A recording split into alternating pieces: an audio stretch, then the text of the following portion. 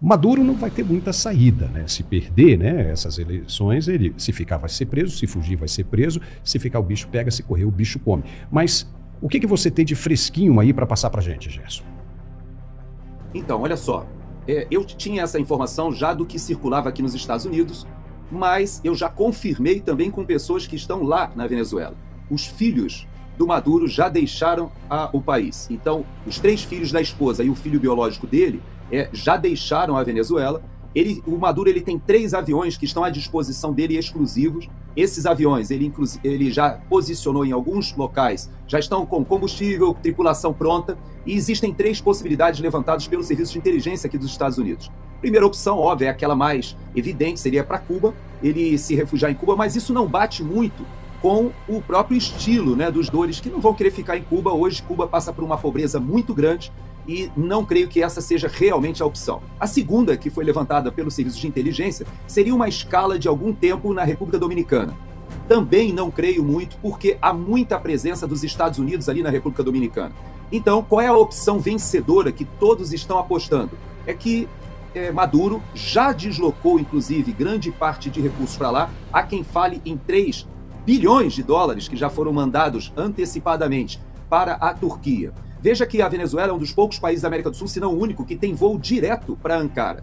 E, na verdade, já há alguns meses o Serviço de Inteligência já havia monitorado e rastreado a um envio de ouro da Venezuela para a Turquia, e os próprios líderes dessa revolução bolivariana, vários deles já transferiram recursos para a Turquia. Por que a Turquia? Porque a Turquia não tem acordo de extradição com os Estados Unidos. Então, embora a Turquia seja um país europeu, esteja na OTAN, ela não integra a União Europeia, mas ela tem litígios ali de interesses, particularmente com Israel, que nós vamos abordar semana que vem, mas a Turquia ela é hostil à ideia de ter um tratado de extradição com os Estados Unidos. Então, é um local que o Maduro já preparou, ele fica na Europa, fica próximo até da Rússia, com quem ele tem bastante ligação também, e seria um local confortável. Por que eu falei da segunda-feira?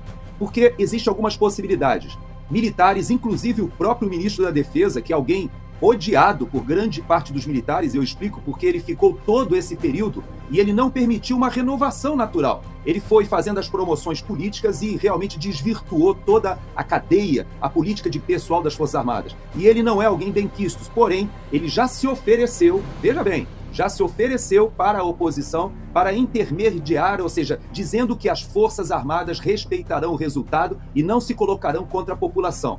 Não sabemos. Diosdado Cabello é outro que diz que morre, mas não sai da Venezuela.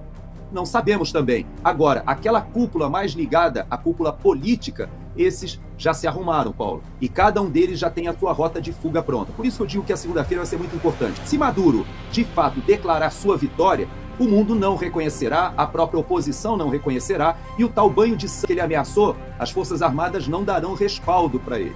Por outro lado, se a oposição vence, como você bem disse, se ficar o bicho pega, se correr o bicho come, ou seja, ele não pode permanecer, ele e essa cúpula, porque ainda que seja negociada uma anistia, isso não será no primeiro momento. E sabe o que o ministro da Defesa falou?